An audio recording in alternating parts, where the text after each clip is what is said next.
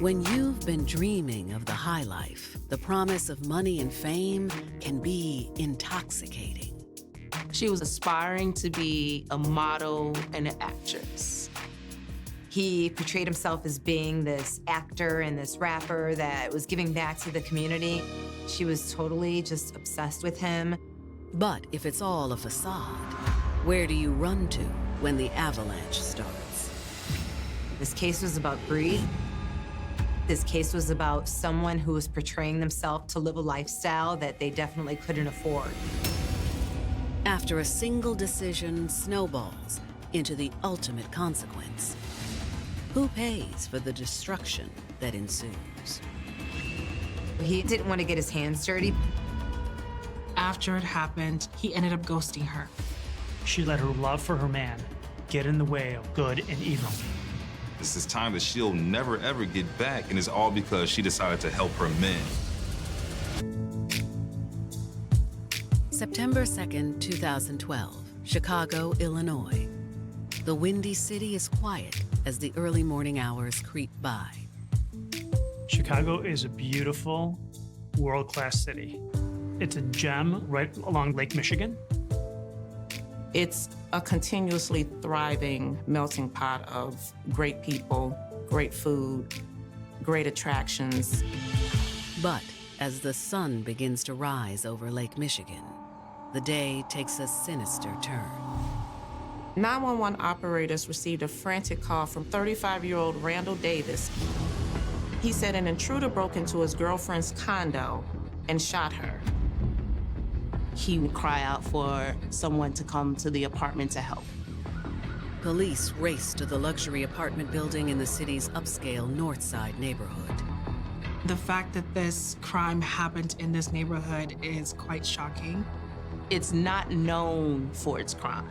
This is an area where people go to escape crime.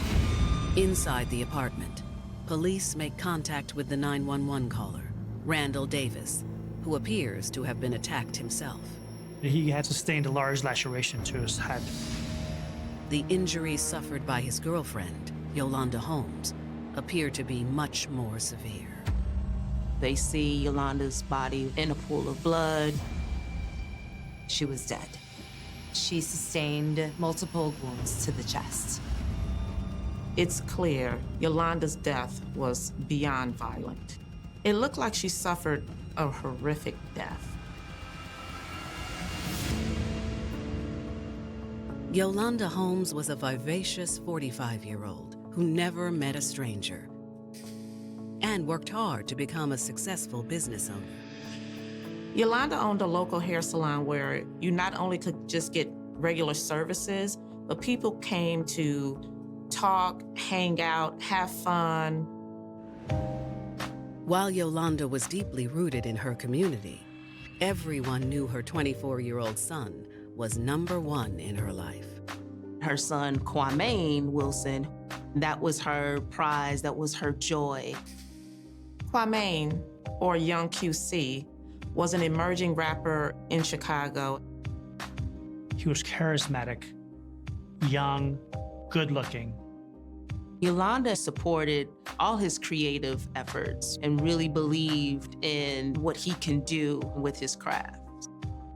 She was essentially helping to fund his budding music career until he could make it on his own. But now, Yolanda Holmes is lying dead in her apartment. How could something so tragic and horrendous happen to such a beautiful, vibrant, and loving person? When homicide detectives arrive, they immediately turn to Yolanda's boyfriend, Randall Davis, for answers. He explained that it all started around 4:40 that morning. According to Randall, he and Yolanda had just fell asleep, and next thing you know, he heard gunshots. That's when he saw the gunman standing over Yolanda. Yolanda's boyfriend described the gunman as a male, African-American, approximately 6 feet tall, and about 210 pounds. According to Randall, he leaped out of the bed and tried to take down the intruder to protect Yolanda. And that's when he was struck over the head by the gun. He claimed he ended up getting knocked unconscious, and then the offender ran out of the house. Randall says when he regained consciousness a few minutes later, the apartment was covered in blood. That's when he realized she had been shot, and he called 911. We asked him who could have done this, and he had no reason why someone would want Yolanda dead. His only response was, "You're the detectives. You tell me who did this."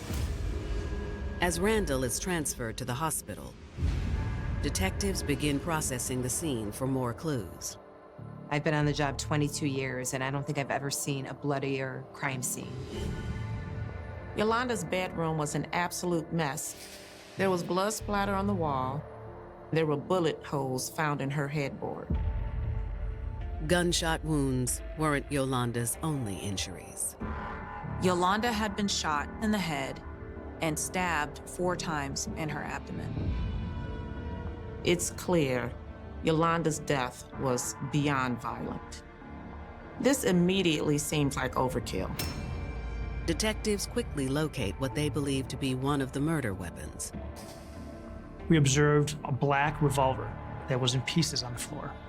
That could easily happen from firing and exploding, or if it was used to hit somebody, it could fall apart like that.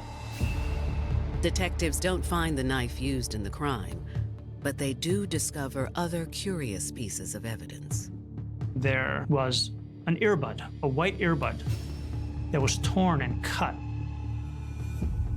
There was a stack of money that was on the floor, and it was covered in blood, $90,000 cash. If this was a random intruder, it was strange that the assailant didn't take it with them. And that is what we had to get to the bottom of. Detectives begin to question Randall's account of a mysterious intruder. We observed the door was in original condition and it had not been damaged. All of the locks were intact. There were no pry marks. There was definitely no signs of forced entry.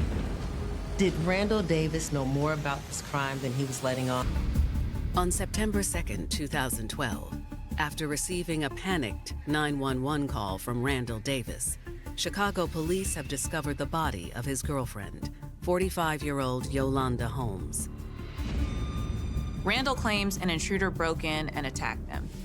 He had suffered a head wound, but Yolanda had been shot in the head and stabbed multiple times in the chest.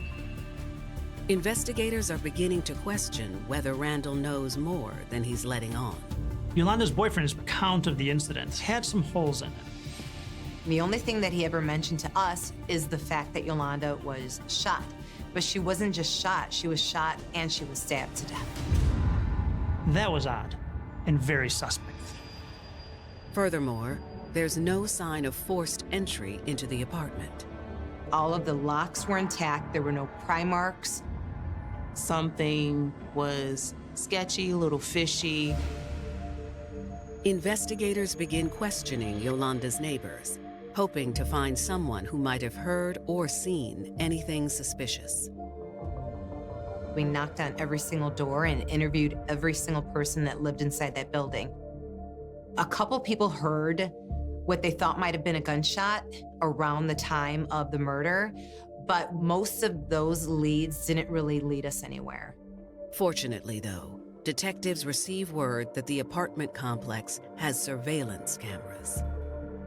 If there really was this mystery intruder that Randall claimed, then that person would be seen on the footage. Back at the station, detectives review the surveillance video. As we continued observing the video, we were shocked. At 4:30 that morning, they do indeed see footage of a man that looked similar to what Randall had described. A black male, approximately 6 feet tall and about 200 pounds. He was walking up to the front door, nonchalant, like he lived there. and he was holding dry cleaning over his shoulder and a detergent bottle. But that's not all. He's wearing white earbuds. That was exciting because in the crime scene, we identified a single white earbud laying in the blood on the floor. He puts his hands toward the keypad and puts a code in. Moments later, he was buzzed in. He enters going directly to the 4th floor. So the person knew exactly where they were going. And walked up to Yolanda's door and walked in without any force and without any issue. The suspected gunman remains inside the apartment for approximately 7 minutes. After he left Yolanda's apartment, he quickly walked down the hall into the stairwell. Detectives are able to make out another crucial detail in the footage of the man leaving the building. You can see a single white earbud with a cord hanging from his ear. That second earbud was clearly missing. The question now is, who let the suspect into the building? We had to keep digging to get the truth. Was Yolanda's boyfriend involved? Did he set this up? Before police can speak with Randall again, they get word that someone has arrived at the station to talk to them. And it's Yolanda's 24-year-old son, Kwame Wilson. It seemed like he was still in shock. He was distraught about what happened to his mother. He wanted justice served and was seeking answers. Kwame tells detectives he has some information that could help aid in the investigation. He tells detectives that there's one person that has shown violence to his mother in the past, and that person is her boyfriend, Randall Davis. Kwame does tell detectives that he thought they had broken up recently. According to Kwame, the couple had gotten into a recent argument that had been the last straw for his mother. Randall and his mother actually got into a fight, which led to Randall breaking the TV, and eventually police were called, and Randall had to leave the apartment. Yolanda, after that, she didn't press charges, but now that's raising some flags with detectives. Investigators were already suspicious of Randall, and now they hear he has violent tendencies. Detectives asked Kwame, do they believe that Randall could be involved in his mom's murder? And without a shadow of a doubt, Kwame immediately says yes.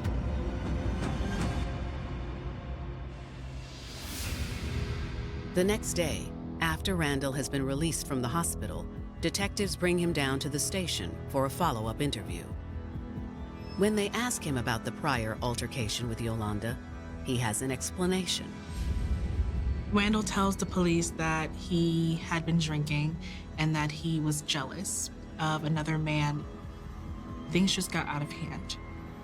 But he says that him and Yolanda had rekindled their relationship. Since then, In fact, Randall says on the night Yolanda was killed, she invited him over for a romantic evening. They had sex and were preparing to go to sleep when Yolanda's phone went off. It was her son, Kwame. Kwame was asking to come pick up some money from his mother. Yolanda told Kwame that she would leave the door unlocked for him since she and Randall were going to bed. But why did Kwame need money so late at night? And did he ever actually go over to retrieve it? they find it odd that Kwame never mentioned this call. They find it suspicious. Yolanda Holmes loved her son, Kwame Wilson. She really invested a lot of her time into helping him develop into an independent young man. The two of them inherited an apartment building on the west side of Chicago, where she allowed him to stay in the unit and manage the tenants in that unit. While he was invested in his young career as a rapper, she still sought out really helping her son to be independent and manage his finances better. In September of 2012, Chicago investigators are trying to solve the murder of 45-year-old Yolanda Holmes, who was found shot and stabbed in her uptown luxury apartment. Yolanda's boyfriend, Randall Davis, who found Yolanda dead and made the 911 call, has been the main suspect so far. Even though Yolanda's boyfriend was cooperating with the investigation, a lot of what he said didn't coincide with some of the evidence. In speaking with Randall, detectives have uncovered a suspicious piece of information about Yolanda's son, Kwame. Yolanda got a call from Kwame not long before the murder took place. Kwame asked Yolanda if he could come over that morning to get some cash from her. Yolanda left the door open for Kwame, which could explain how the gunman got into the apartment. Detectives were wondering why hadn't Kwame told them about this call initially when they first spoke with him. Detectives attempt to contact Kwame several times to see if he has an explanation, but they get no response. Over the following days, detectives are still trying to reach out to Kwame, but has not heard back from him. While Kwame is nowhere to be found around Chicago, his online presence has never been more active. Since his mother passed, Kwame was seen flaunting his wealth and cars and all of that on social media. I don't play no games, man. You know, I do this for real. Yolanda had a bunch of life insurance policies. Now, the amount of money in those policies was never disclosed, but there was $90,000 that was found inside of Yolanda's apartment, and he was the beneficiary of that money. To investigators, it doesn't seem like the behavior of a grieving son. Kwame was coming into a lot of money, and he was not shy at all about spending the money that he was getting and partying around town. He started looking more and more suspicious to me. What we did next is we did a cell phone study. When detectives pulled Kwame's phone records, they were able to verify the call that Randall had mentioned. Kwame also made several other phone calls around the time of his mother's murder. Some of those calls were made to a man named Eugene Spencer, who was familiar to police. Eugene Spencer had a rap sheet, but very minor stuff. I think he only had like 1 or 2 arrests. He was homeless though, so he wasn't easy to locate. Detectives also realized that Eugene shared a lot of the physical characteristics of the person that was seen in that surveillance video. Eugene Spencer isn't the only person Kwame was corresponding with that morning. Kwame made several phone calls to a woman named Loriana Johnson. Loriana Johnson is someone police are not familiar with. She had basically no criminal history and definitely wasn't involved in anything like this before. Who is Loriana Johnson, and can she help them find Kwame and Eugene? 23-year-old Loriana Johnson was a beautiful Chicago native, focusing on a budding career. She was aspiring to be a model and an actress. She was also a young mom who was trying her best to make ends meet. She worked at a hair supply store, but she was waiting for her big break. She was a tiny, petite little thing. It was on a modeling gig that she first laid eyes on 24-year-old Kwame Wilson. Loriana was there for a photo shoot, but Kwame was there as an up-and-coming artist. Kwame was a young and aspiring rapper who went by the name of Young QC. Kwame looked every bit the part of the next big thing. He portrayed himself as being this rapper that was giving back to the community. Loriana was definitely impressed by that. Loriana was starstruck by Kwame, his rapping, his charisma, and his local fame. When Loriana became Kwame's girl, she finally got a taste of the high life she always dreamed of. Kwame would have nights on the town with her, give her lavish gifts. She was impressed by his lifestyle. He appeared to have a lot of money. She liked the fact that he got all this attention, that he had a pretty big following. She was totally just obsessed with Kwame. But behind all that cash was a dark secret. She was naive, believing that Kwame was this successful rapper. In reality, most of the money that Kwame saw came from his mother and her successful hair salon. Now, Chicago detectives are hoping Loriana can help them track down Kwame and unravel what really happened on the night of his mother's untimely death. Detectives want to speak to her and Eugene Spencer ASAP. Before they can, they receive the call they've been waiting for. Officers call me and let me know that Kwame Wilson was part of a traffic stop. He told the officers that he was looking to talk to me about his mom's investigation. September 2012, Chicago, Illinois.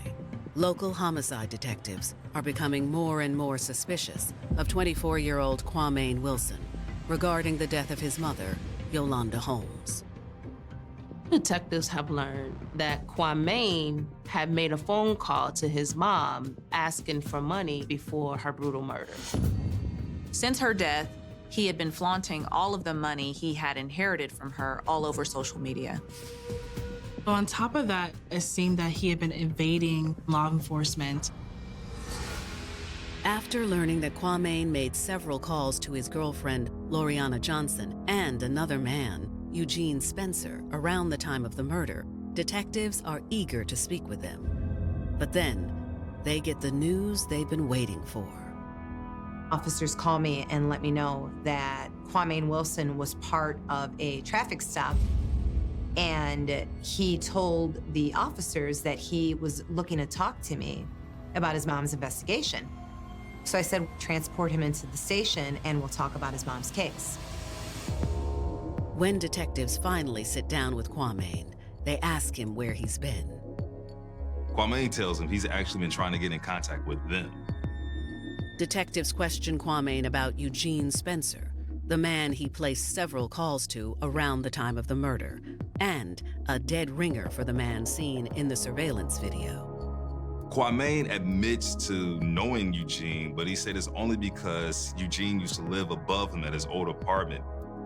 Detectives asked Kwame what he and Spencer were talking about the morning of the murder, and Kwame says that he does not remember. Why would Kwame be having all these phone calls with someone he claims is just an old neighbor, and now he can't even remember what they talked about?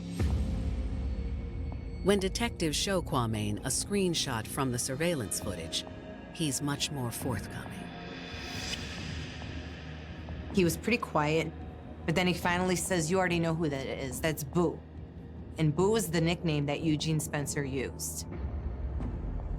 So he tells me that Eugene Spencer is the person who went inside the house and killed his mother. We were shocked. That changed everything.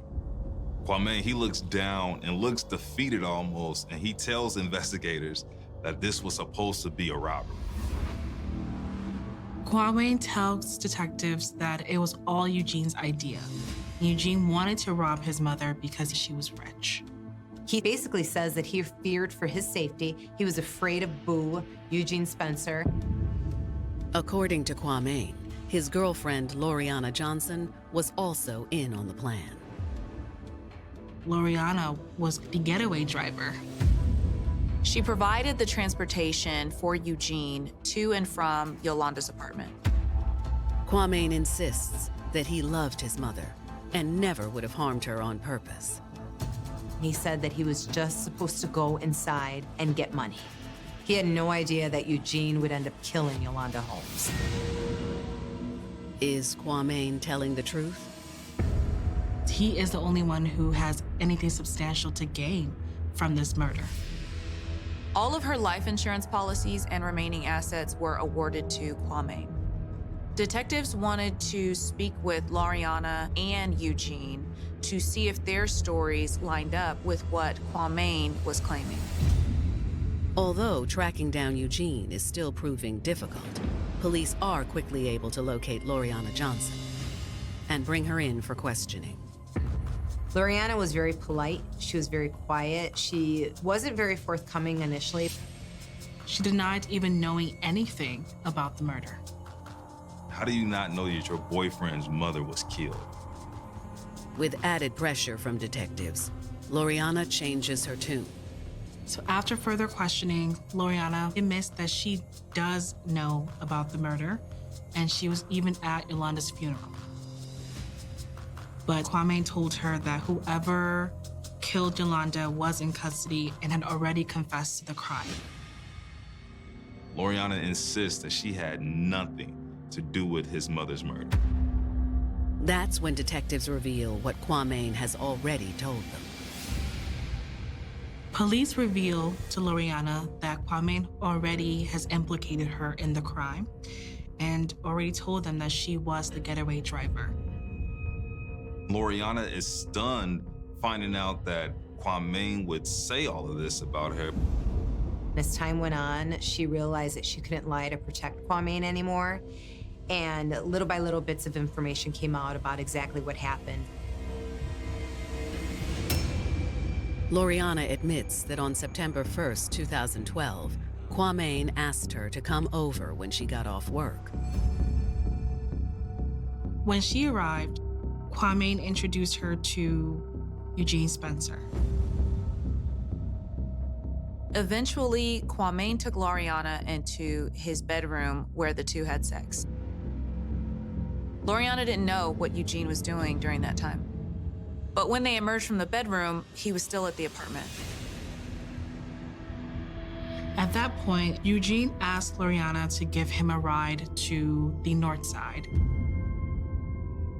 Eugene also offered to give Loriana $30 for gas money. Loriana agreed to take Eugene to where he needed to go. But she says she never could have anticipated where that ride would really take her.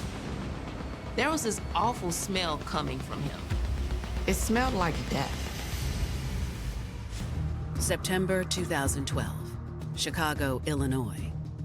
Detectives are interrogating Loriana Johnson regarding her role in the murder of her boyfriend's mother, 45-year-old Yolanda Holmes. She admits that she agreed to drive Kwame's friend Eugene to Chicago's north side. But she thought it was just to run an errand, not to commit murder. Well, Loriana says when it was time to get in the car, Eugene got in the back seat, which she found odd, but she didn't think much of it. When he got into the car, he had a duffel bag with some clothes and some hangers on them. She said that they were silent for most of the drive. When they arrived at their destination, Eugene told her that he just needed to drop some things off and he'll be back in a couple of minutes.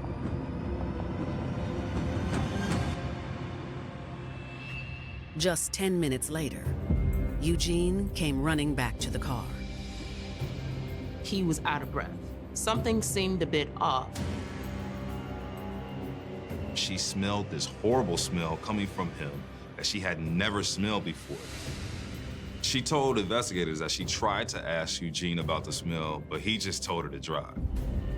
She did what she was told. Once they made it several blocks away, Eugene told Loriana to let him out of the car. And she says she hasn't seen him since. Was Loriana Johnson really as unsuspecting as she claims? Kwame had already told police that Loriana knew Eugene was going there to rob Yolanda. I didn't believe Loriana at all. She knew that she was waiting outside as the getaway driver. She knew afterwards that Kwame's mother was dead, and it was completely unreasonable to believe that she didn't put all of this together.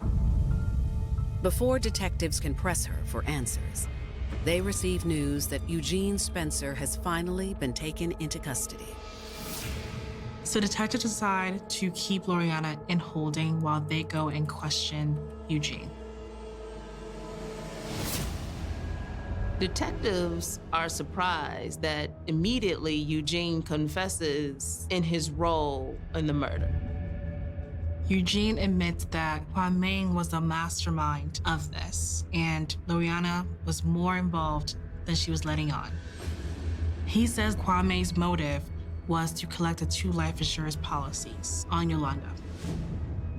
This case was about greed. This case was about someone who was portraying themselves to live a lifestyle that they definitely couldn't afford. And he would have gone to any means to obtain this lifestyle. And what he did is he brought someone else along for the ride with him, which was Loriana. The plan was for Loriana to drive Eugene to Yolanda's condo, and he was supposed to shoot her. He and Kwame were on the phone, and Kwame was giving him instructions on how to get into the building. When he made his way into Yolanda's bedroom, he was met with a surprise that none of them had anticipated. Randall Davis. He wasn't expecting someone else to be inside the house. Eugene says that he was eventually able to knock Randall out. At that point is when Eugene called Kwame to tell him what had happened. And Kwame said, make sure that is dead. He went and got a knife out of the kitchen and stabbed Yolanda 3 to 4 times just to make sure that she was gone.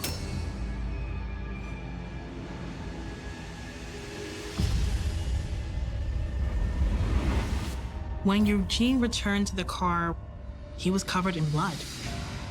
He says that he wrapped the murder knife in some clothing and then gave it to Loriana for safekeeping before they sped away.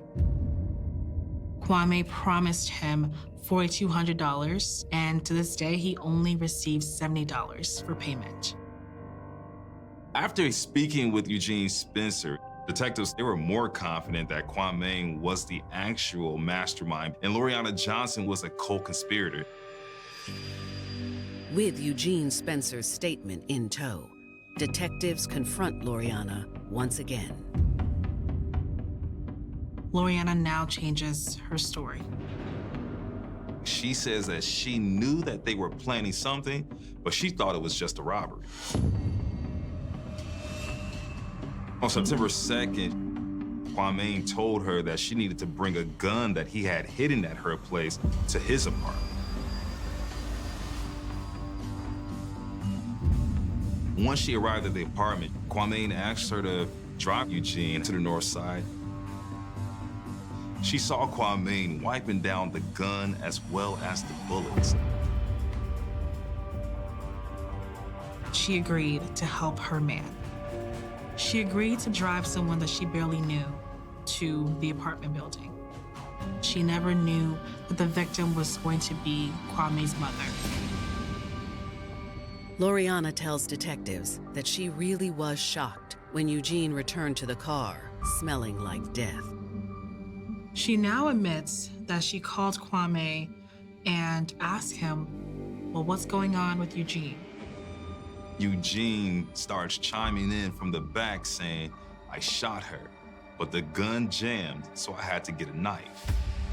Loriana denies ever seeing the knife in question and that Eugene never gave her the knife. Loriana also tells detectives that following the murder, her loyalty to Kwame didn't get her very far. Kwame started ghosting her and ignoring her calls. Kwame was dating other people. She still would see him on occasion, but they definitely were not in a serious relationship per her after the murder. With the confession, investigators have enough to charge Kwame, Eugene, and Loriana with first-degree murder. The fact that she admitted to driving Eugene Spencer and participating in what she believed to be an armed robbery, and someone died as a result of what occurred, she is still liable for what we call in Illinois is felony murder. Prosecutors knew that in order to convict Kwame, Loriana had to be a star witness. Can investigators work out a deal with Loriana and convince her to testify against her man? He sent her out to do the dirty work for him. If she doesn't take the deal, she could spend the rest of her life behind bars. With women like Loriana, we see what it costs you to protect someone who may not even value you, love you, respect you. She really believed that this dude, this person that said that loved her, really did love her. And unfortunately, this was a crime that she may have also been blinded by, but still wanted to see it out just to protect him. It's clear you have to recognize these red flags. Like, nobody who says that they love you would ever put you in harm's way.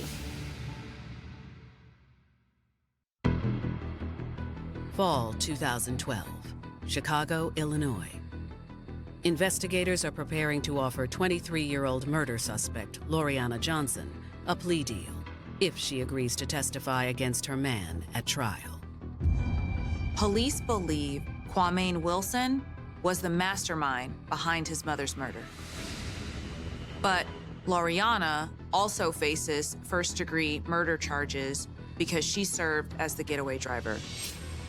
However, if Loriana agrees to take the deal, her charges will be lessened to armed robbery.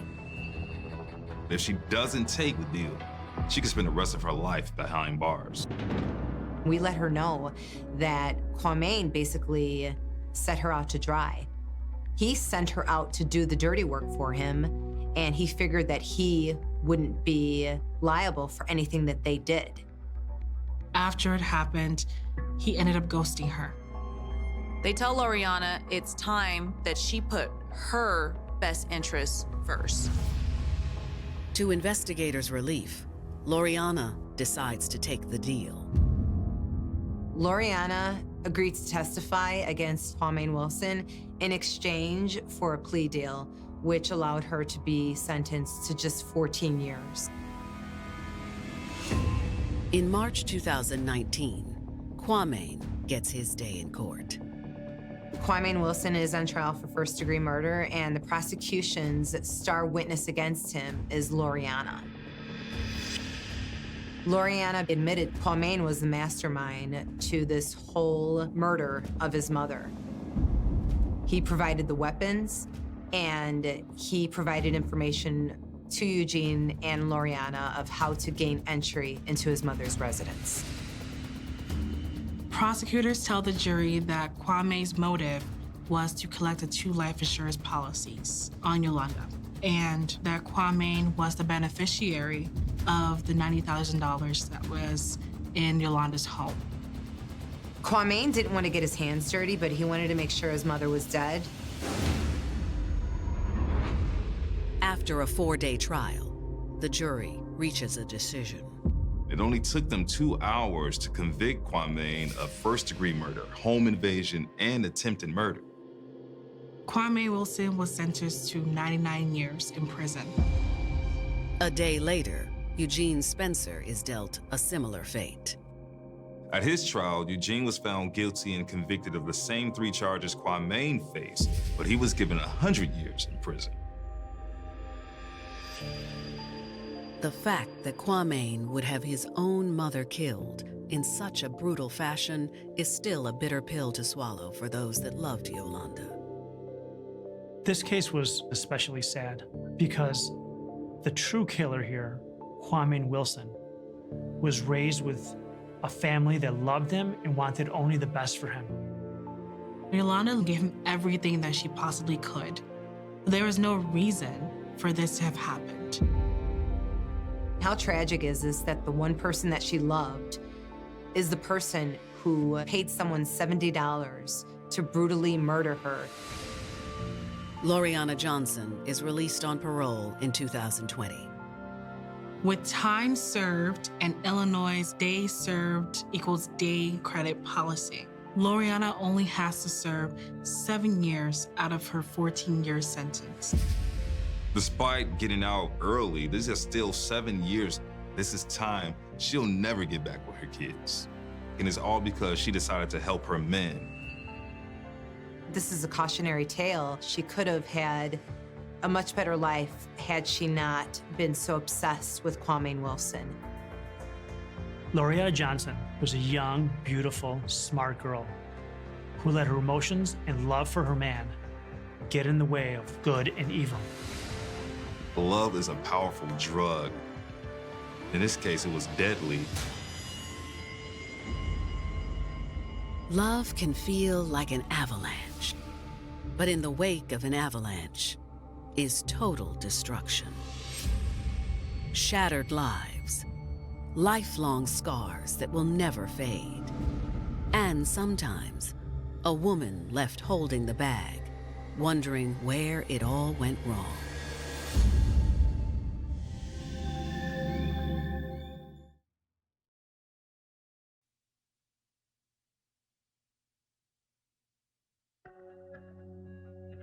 Love can put you in a heady, dreamlike state, where emotions define your reality.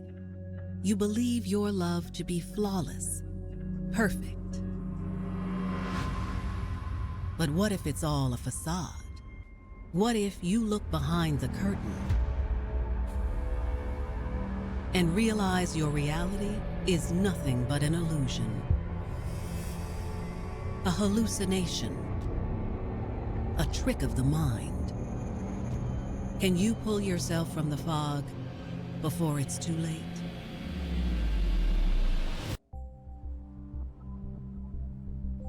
September 13th, 2015.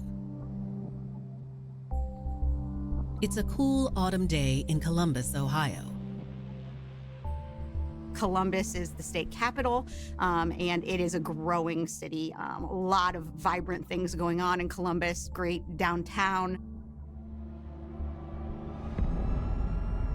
But that afternoon, the day takes a dark turn.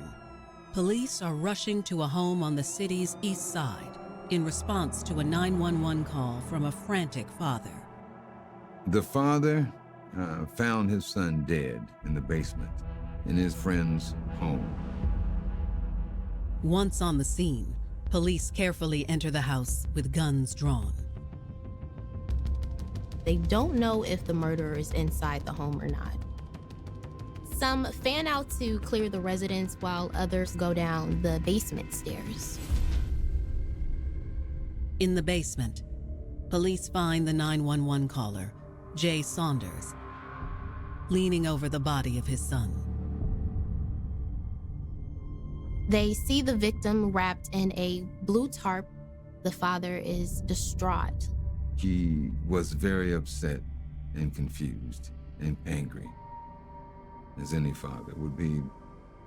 Jay identifies his son as 28-year-old Derek Saunders, and it's clear Derek has been severely beaten. It appears the victim had suffered from blunt force trauma and had major injuries to his head.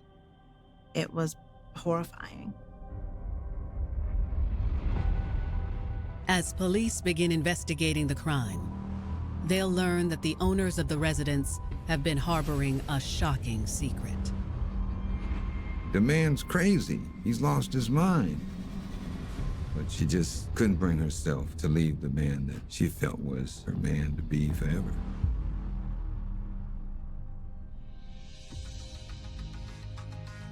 Ohio native Kayleen Bartlett was a hard-working single mom who was studying to become a veterinary technician.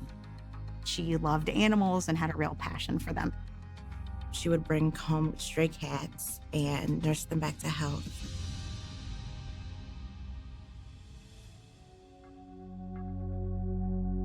The kind-hearted young mother was determined to support her 3 children. And she knew that veterinary science was her path to do so.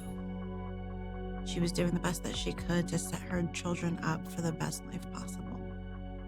For Kayleen, her children were number one, and romance was on the back burner. Kayleen wasn't looking for love. She wasn't looking for a relationship. Love was at the bottom of her to-do list. However, one spring morning in 2013, the trajectory of Kayleen's future would change in the blink of an eye. She was in a big hurry because she was running late for the bus. She has seconds to catch the bus that's coming to be able to make her class at veterinary school. As she was crossing the street, she dropped all of her books. Kayleen, trying to gather her belongings from the street, looks up and sees this man looking down at her, offering to help. It was like one of those storybook kind of moments, the knight in shining armor. The handsome stranger introduced himself as Danielle, Florida. Danielle flirted with her. He invited her out. Kayleen happily accepted, and the two decided to meet for drinks later that night. They spoke for hours. He was charismatic and charming. She'd had a past history with men that wasn't great. And this guy just was friendly and fun. Danielle was strong and dominant. He had some swagger. Danielle worked as a chef at a local restaurant and, like Kayleen, had children of his own from a past relationship. Kayleen and Danielle connected on many levels, one area being the love for their children. She and Danielle bonded over both being single parents. He was supportive of her goals and her career choice and schooling. Behind closed doors, things continued to heat up between Kayleen and Danielle. Danielle was Kayleen's dream. He was all she had been looking for. Danielle made Kayleen feel really special. It just seemed that they were perfect for each other. Kayleen had nonstop butterflies. She was extremely happy. She was very quickly falling in love with Danielle. After just a few months of dating, the couple moved in together and were living like one big happy family. The thing that she enjoyed the most was when they kind of just chilled out at home with the kids. Kayleen felt she had it all.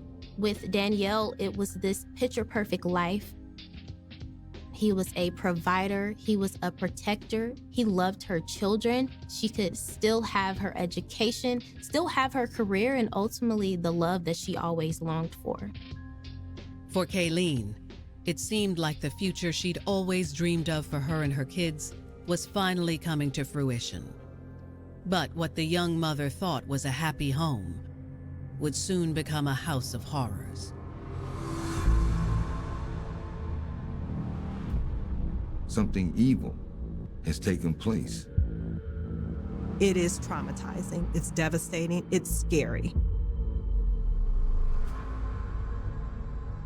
September 13th, 2015.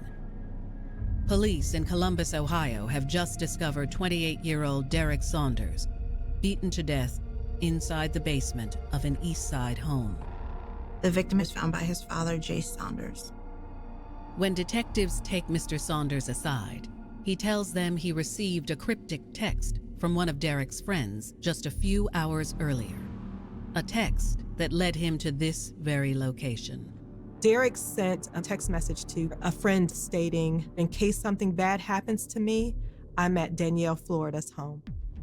The friend was worried. He ended up sending screenshots of the conversation to Derek's father. Derek was a handicapped individual. He was in a wheelchair. He was already in an incapacitated state that he wouldn't be able to defend himself. Mr. Saunders knew Danielle, Florida, to be another one of Derek's friends. He immediately rushed over to Danielle's house to see what was going on. But he never expected what he'd find. He ended up walking around to look for his son, where he ultimately found him dead in the basement.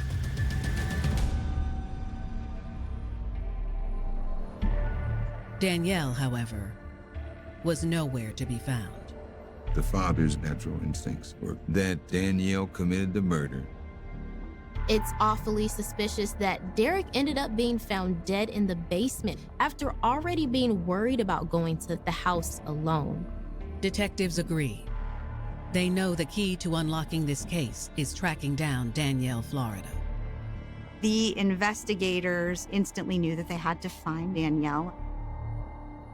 But what police didn't yet know is that Danielle wasn't the only one with blood on his hands. and that they'd soon be looking for not one suspect, but two. She was there, she witnessed it, and she helped clean up.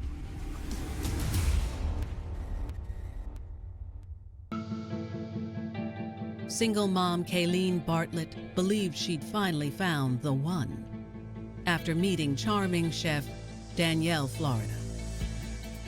Kayleen certainly feels like she has it all. Before she was a single mom, and now she has not only a protector in Danielle, but a father figure for her children. Danielle is the man of her dreams. Kayleen had so much hope in this relationship. But Kayleen never could have imagined the harrowing path her relationship with Danielle would soon lead her down, and the moral dilemma she'd find herself battling because of him. In that moment, she has no choice but to do what Danielle says. September 13th, 2015.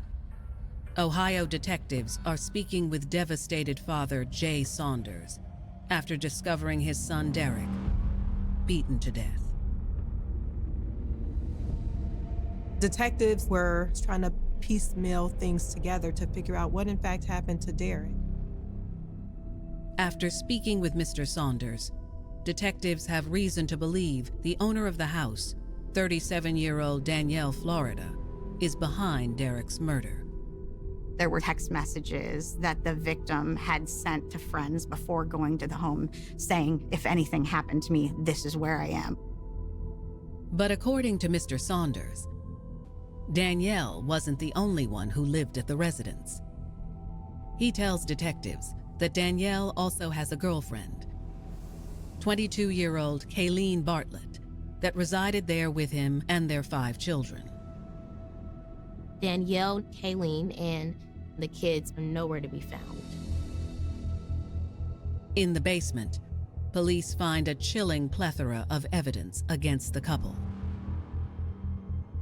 There was bleach thrown haphazardly.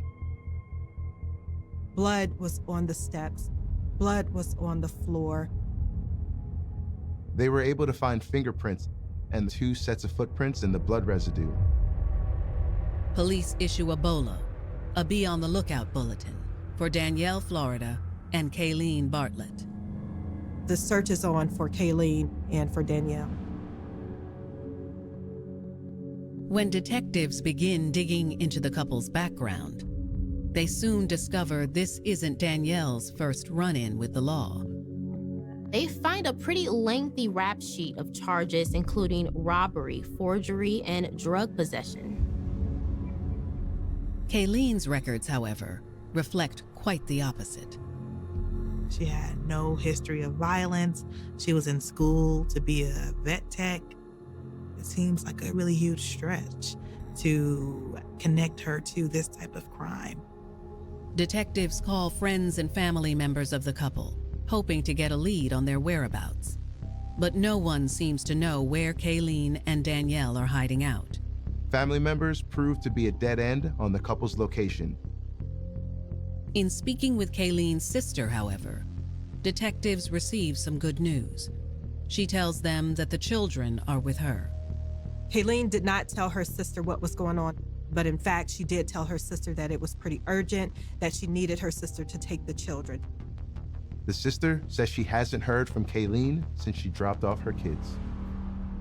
But just minutes later, detectives receive word that law enforcement has gotten a ping on the couple's cell phones. The phones pinged at a motel in Youngstown, about 2 hours away.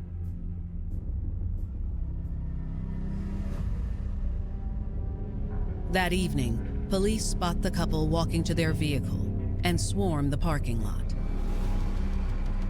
Police pull up. All of the officers get out of the cars with pointed guns. Police surround the couple, who now have their hands up, and surrender. Police take Kayleen and Danielle into custody and return them to Columbus for questioning. Back at the station, detectives begin with Danielle. He's arms folded. He's kind of got a smirk on his face. He is cocky. He's not giving them any answers. They showed Danielle the text messages Derek sent that indicated to the detectives and Derek's friends that he, in fact, was going over to Danielle's home. They also show him the fingerprints and shoe prints that were found in the blood at his home.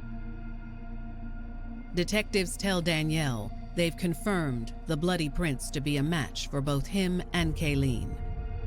They kind of thought that maybe Danielle will try to protect Kayleen. Regardless of the abundant evidence, Danielle holds steadfast. Danielle has been involved in the legal system before. He's not going to allow them to trick him into an answer. With Danielle a dead end, detectives decide to move on to Kayleen Bartlett. But in their talks with Kayleen, it will soon become clear that she wasn't only Danielle's accomplice, but a victim herself. This was a culmination of a very toxic relationship. Everyone looked up to us as a couple. I mean, they clearly didn't know what it was behind closed doors. Kayleen felt that Danielle was the entire package. After being independent for so long, she finally had someone who she felt she could be one with, who aligned with her goals and that she can see a future with. But when she ended up finding out his secret, Kayleen realizes that her picture-perfect life that she was building has just come to an end.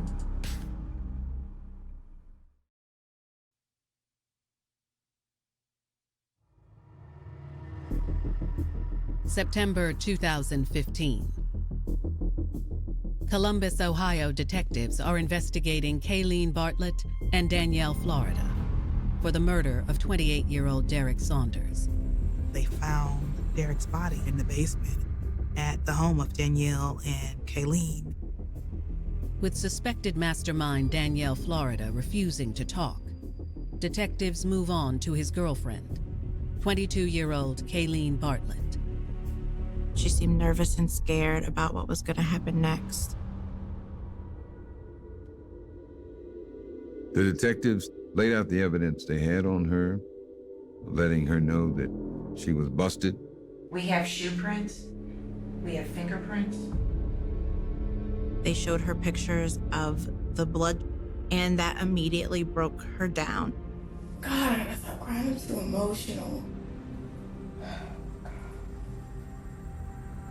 As Kayleen eyes the evidence, she knows she's in too deep and needs to come clean.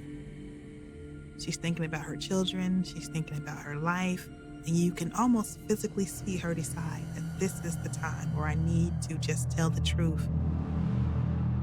Kayleen agrees to cooperate with law enforcement and tell them everything that happened. She says when she first started dating Danielle, she never imagined he'd get her into something like this. In the beginning, Kayleen thinks that Danielle was the sweetest guy. He was attentive, he was funny, he was fun to hang around, he was a good father. He's a good dad. Everyone knows that about him. He's a good dad. He takes care of his kids. But as the relationship progressed, he got involved in drugs, and she found evidence of that.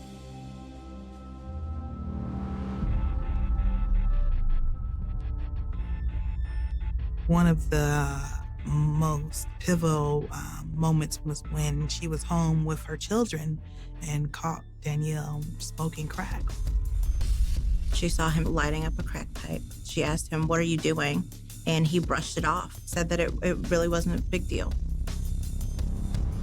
But according to Kayleen, Danielle's drug addiction only continued to get worse. And eventually he lost his job because of it. The addiction took over, and he wasn't able to hide it or use out of her sight. You gotta have two sides. Have you met a person? Sober Florida is amazing. But Florida on or coming off drugs is not. When Florida's good, he's good. When he's bad, he's bad. Kayleen really thought that her love for Danielle could solve his problems, that she could love him enough to make him stop using drugs.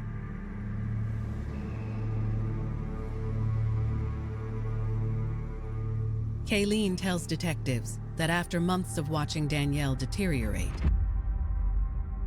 she decided to take action. She took money that she knew he was using to buy drugs and hid it. When he found out, he actually came over and repeatedly punched her in her side until she gave in and just threw the money at him. She sees these horrible bruises forming on her body where he punched her. And at that moment, she realized that she was in a physically abusive relationship. I had a lot of abrasions, like right here. I actually got big bruises. Kayleen says after that first time, the abuse became second nature in their relationship.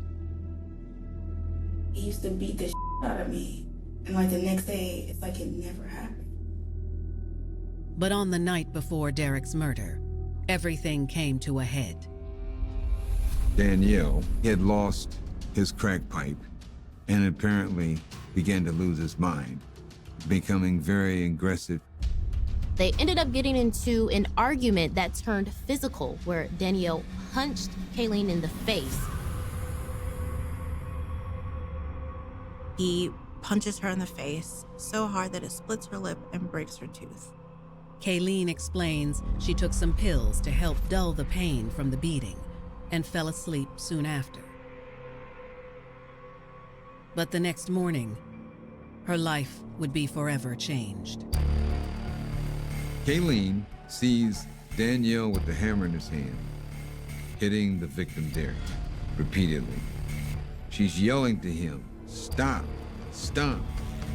When Florida looked at me, he looked so evil. Like, you're evil. September 2015. Detectives in Columbus, Ohio, are sitting down with 22-year-old Kayleen Bartlett. Kayleen, along with her boyfriend Danielle Florida, are suspected of being responsible for the death of 28-year-old Derek Saunders. He'd been beaten and covered up with a blue tarp in their basement. Although Danielle is refusing to cooperate with law enforcement, Kayleen has decided to tell all. Danielle was violent, both physically and emotionally violent with Kayleen. Kayleen felt that she had hit rock bottom and she just really had enough. He hits me, he abuses me, and I have a strong hate for him right now. According to Kayleen, Danielle had gotten especially violent with her the night before Derek's murder. He punched Kayleen in the mouth. It hurt so bad, her mouth bruised and it chipped her tooth. Kayleen told the detectives that she had taken the muscle relaxer and that she had taken pain medication, laid down, went to sleep. Kayleen tells detectives the next morning she woke up still feeling the effects of the medication. She was groggy and a little foggy. The painkillers actually made Kayleen feel as if she was over-medicated. She just didn't feel like herself. Kayleen says after getting the kids off to school, she came back home and saw Danielle had a visitor. 28-year-old Derek Saunders. I seen him sitting in the wheelchair in front of the TV. And I went back in the room and I went to sleep. But Kayleen wasn't asleep for long. Kayleen, while asleep, was awakened by noises. She knew she needed to get up and see what was going on. When Kayleen followed the noise into the living room, she was horrified by what she saw. And that's when I seen the first blood spatter on the wall. And then she further sees Danielle with a hammer in his hand, hitting Derek. she's in disbelief as she's seeing this crime take place. I was in Florida and I said, "What are you doing?" And in that moment, she said she saw a blank stare and his eyes were black. When Florida looked at me, he looked so evil, like pure evil. Derek begins to tell her, he's crazy, lost his mind, please help me. Kayleen says she tried to calm Danielle down, but he was out of control. Danielle was mumbling and rambling about money that was owed and drugs. There was a history of drug interactions between Derek and Danielle. Danielle is saying that this incident is happening because Derek ripped him off. Kayleen tells detectives Derek seemed confused and terrified and told Danielle to take whatever he wanted. He took the dope out of his pocket and he just like threw it at Florida. "You can have it, you can have it." At that point, Kayleen says Danielle grabbed the drugs and stepped out of the room. His hands was bleeding, his face was bloody.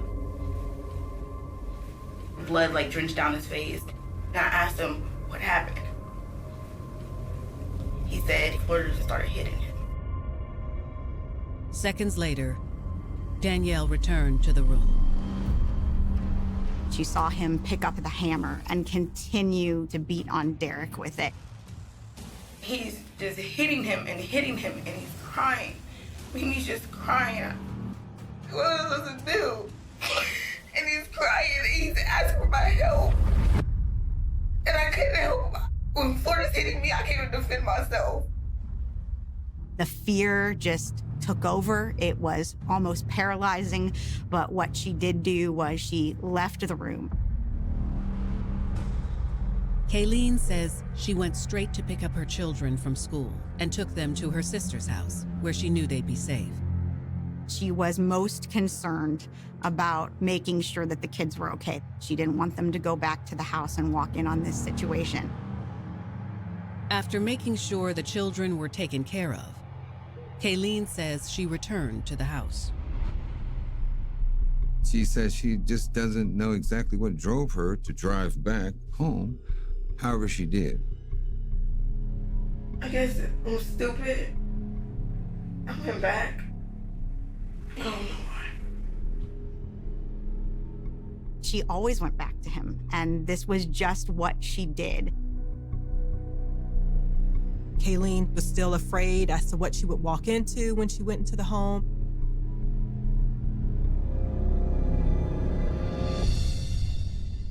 But Kayleen says when she entered the front door, it was as if nothing had happened.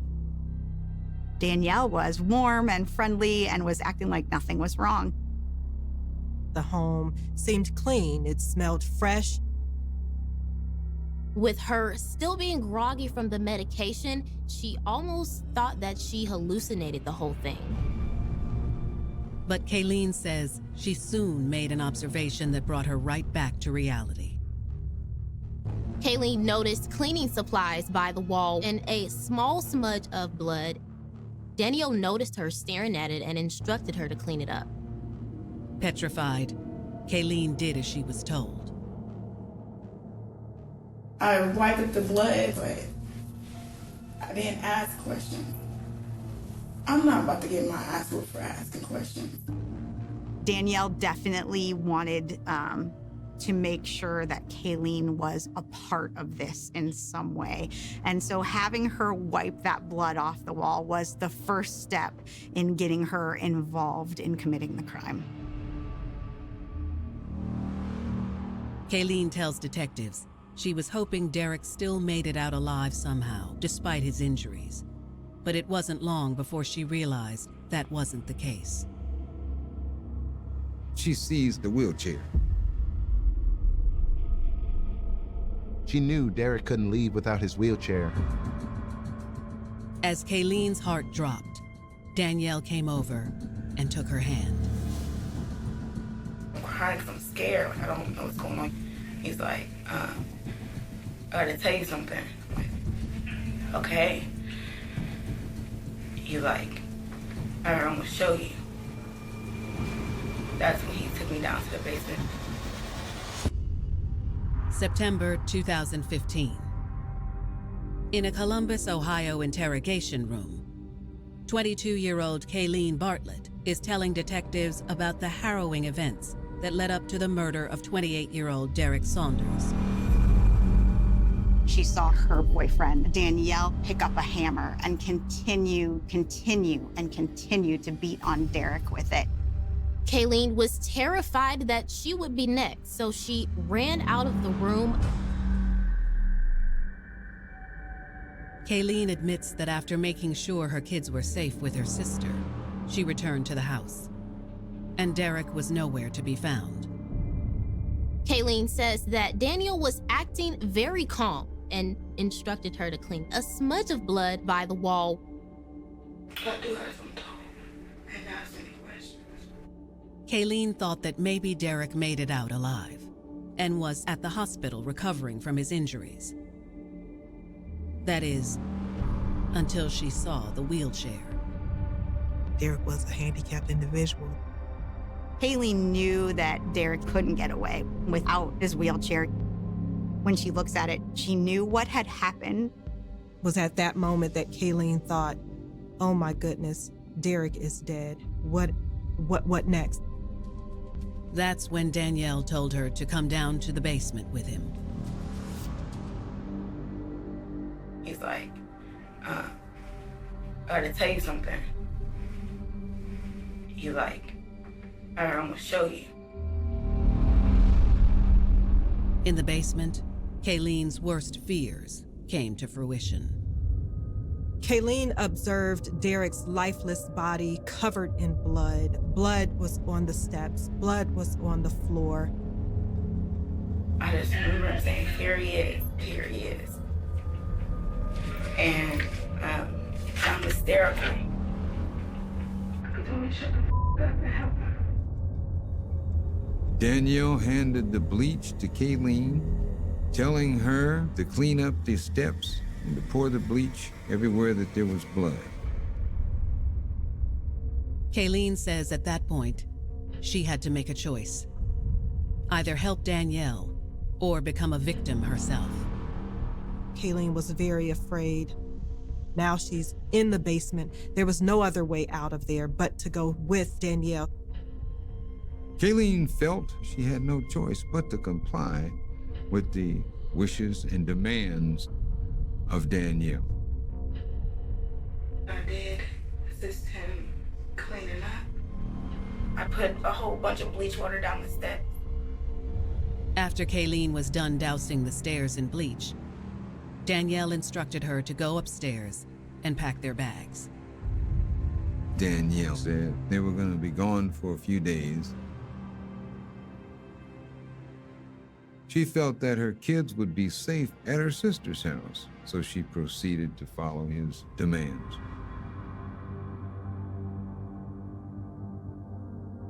In this moment, Kayleen is still very fearful of him, fearful of the entire situation, and is just doing what he says. Kayleen didn't feel like she had a choice. She felt scared for her life and that there really wasn't much response that she could have done other than to help Danielle. Kayleen tells detectives they left in a hurry and fled north to a motel in Youngstown. Next thing she knew, she and Danielle were in handcuffs.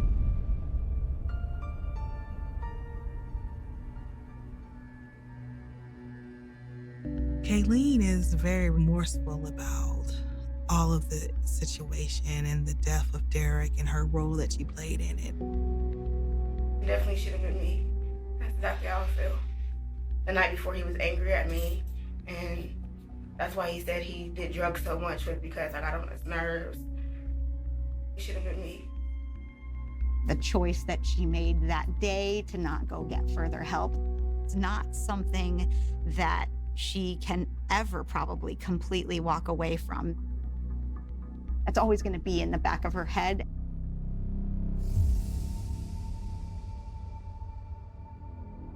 Despite Kayleen's cooperation, detectives have no choice but to charge her for the role she played in the crime. Kayleen Bartlett is charged with tampering with evidence. Her boyfriend, Danielle Florida, is charged with manslaughter and abuse of a corpse. As the weeks go by, Kayleen and Danielle's trials loom closer.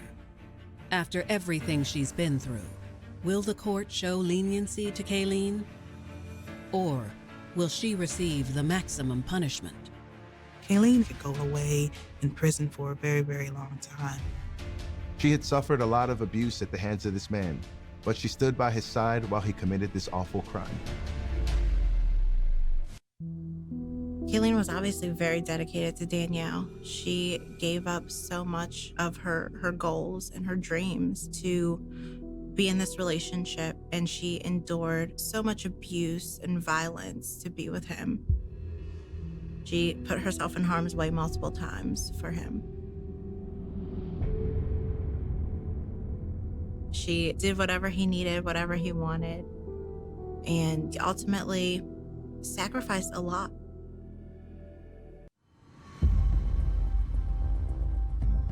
November 2nd, 2015, Columbus, Ohio. 22-year-old Kayleen Bartlett has confessed to helping her boyfriend, Danielle Florida, cover up the murder of 28-year-old Derek Saunders. Kayleen told detectives that Danielle had put her in a situation where she couldn't do anything but go along with what was happening. He asked her to help him clean up afterwards, and she had no other choice but to go ahead with that. Investigators charge Kayleen with tampering with evidence, which could hold a maximum punishment of 3 years behind bars. However, as prosecutors prepare for trial, they present Kayleen with a deal that could greatly lessen her sentence. Kayleen takes a plea deal and agrees to testify against Danielle. At Kayleen's sentencing hearing, she expresses great remorse for her actions. She was very sorry and did want the court to forgive her. The judge took into consideration everything that Kayleen had been through. The judge sentences Kayleen to just 3 years of probation. He felt compassion for the abuse that she had endured and gave her some leniency. Derek Saunders' family is outraged. I think the victim's family has every right to be upset about the fact that Kayleen got such a light sentence. In their minds, she was the one person who might have been able to save his life, and she did not take that action. So to them, 3 years of probation seems like nothing more than a slap on the wrist. Derek's family gets another shattering blow as Danielle's trial approaches. Kayleen's credibility was deemed problematic, and prosecutors were unable to use her testimony in court. Kayleen violated her probation, and that really compromised her credibility in being able to testify against Danielle. And so the result of that, they didn't have as strong of a witness to the crime to testify at trial. Danielle is offered a plea deal to minimize the risk of an acquittal, and he takes it. Danielle Florida pled guilty to tampering of evidence, involuntary manslaughter, and robbery. Danielle receives a minimal 11-year sentence for the murder of Derek Saunders. The family of Derek is very upset and distraught. They're feeling that justice has not quite been served. It's really heartbreaking. Not only did the victim lose his life, but his family lost him, and Danielle's children lost him. And so all of their lives have been affected by this one day in 2015 that I'm sure Kayleen wishes she could go back and change. Despite the tragedy of that fateful September day, Kayleen is now working hard to rebuild her life. She is trying to make her life as normal as possible, but That's really difficult given everything that she's been through.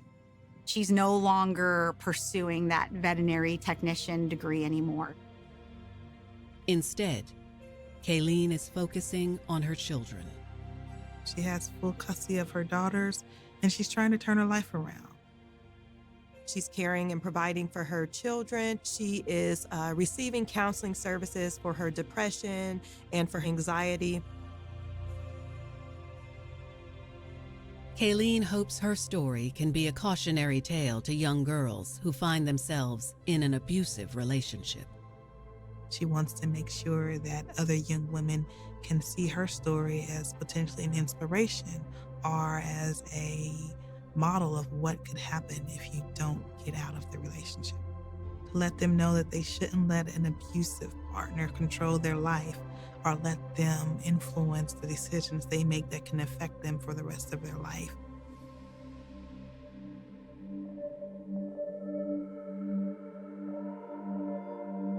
It's easy to lose sight of reality when you're intoxicated by love. The tantalizing illusion can consume you. But if you're brave enough to look behind the veil, you may just find your truth and your voice before it's too late.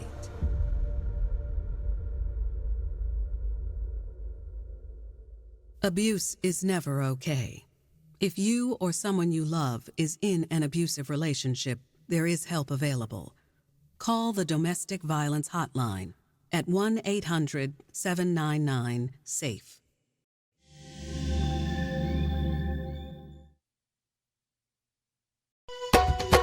दुनिया दो दिन दी बतावे मौत दमाल दुनिया दो दिन दी दुनिया दो दिन दी बतावे मौत दमाल दुनिया दो दिन दी आए कर तू कुछ ख्याल दुनिया दो दिन दी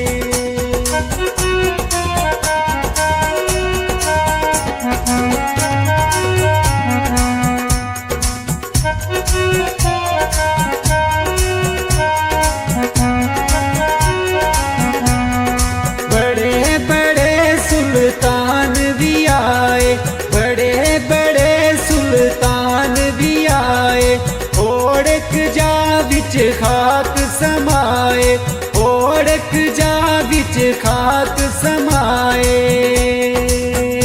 आए हो गए ख्वाब ख्याल दुनिया दो दिन दी आए हो गए ख्वाब ख्याल दुनिया दो दिन दी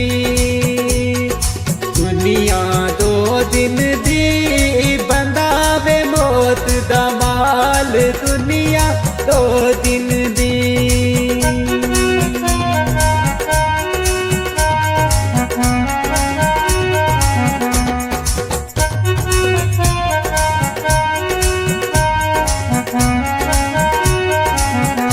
ऊंचे लम्हे महल बना दे ऊंचे लम्हे महल बना दे दगा फरेब ते जुल्म कमा दे दगा फरेब ते जुल्म कमा दे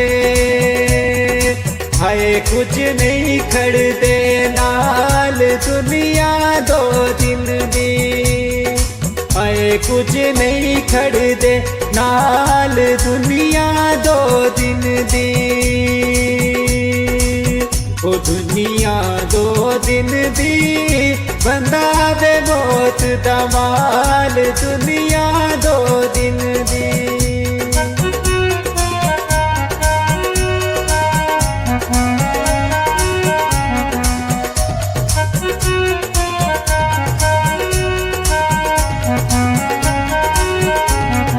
दुनिया देंदी दुख बतेरे दुनिया देंदी दुख बतेरे वीरा कोलू वीर नखेड़े वीरा कोलू वीर नखेड़े आए मावा तू विछड़े लाल दुनिया दो दिन दी आए मावा तू विछड़े लाल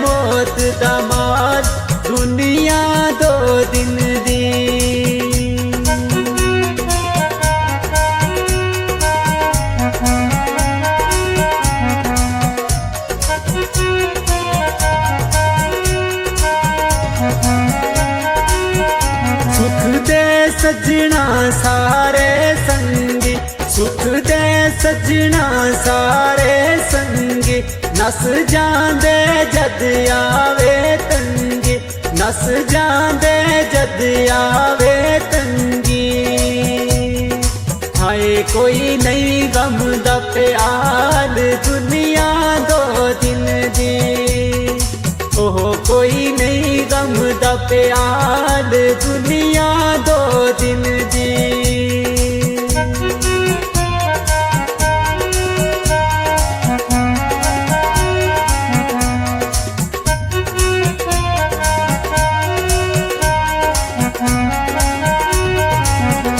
हसना रोना गम लाचारी हसना रोना गम लाचारी आज मेरी कल तेरी बारी आज मेरी कल तेरी बारी हाय कंजरी दीनी मिसाल दुनिया दो दिन दी हाय कर तू कुछ ख्याल दुनिया दो दिन दी ओ दुनिया दो दिन दी बंदा बे मौत दा माल दुनिया दो दिन दी ओह कर तू कुछ ख्याल दुनिया दो दिन दी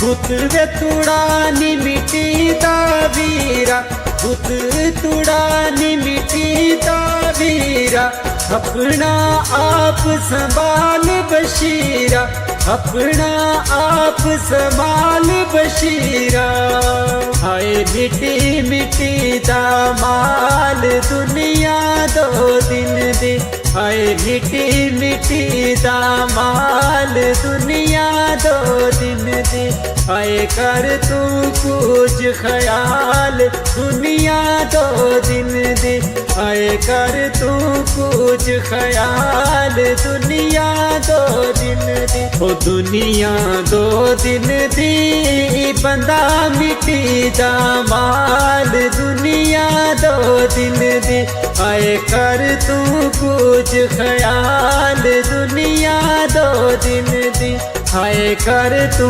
कुछ ख्याल दुनिया दो दिन दी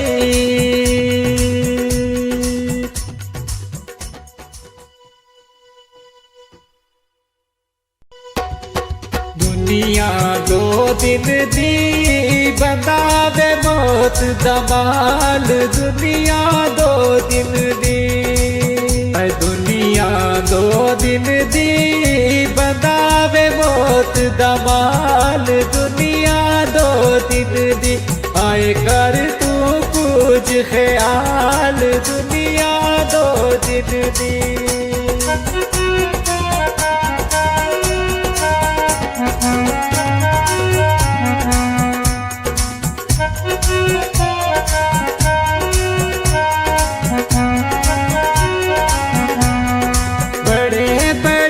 सुल्तान भी आए बड़े बड़े सुल्तान भी आए ओढ़क जा बिच खाक समाए ओढ़क जा बिच खाक समाए हाय हो गए ख्वाब ख्याल दुनिया दो दिन दी हाय हो गए ख्वाब ख्याल दुनिया दो दिन दी